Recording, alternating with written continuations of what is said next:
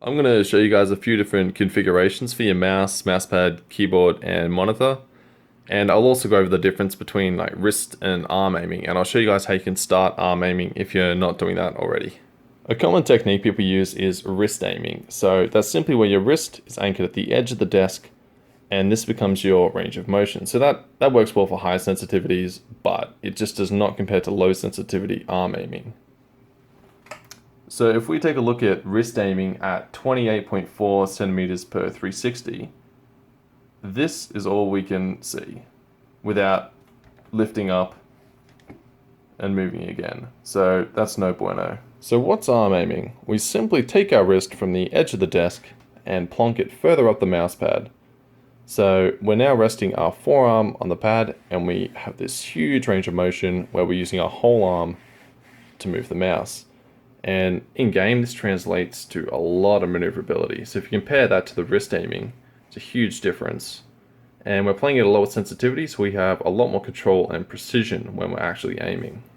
Unfortunately, it's not always as simple as just moving your hand up the mouse pad. So for me personally, I have to move my shoulder forward too much, which just isn't comfortable. And my chair just hits the edge of my desk, so that doesn't work for me.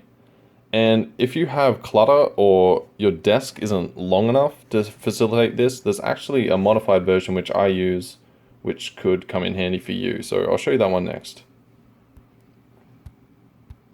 Okay, here is my current setup, and it might look a little odd, but trust me, it makes sense, and it might actually help you too. So I'll just go through and explain it. The main thing you may have noticed is that my screen is now tilted, and this means my body is now tilted.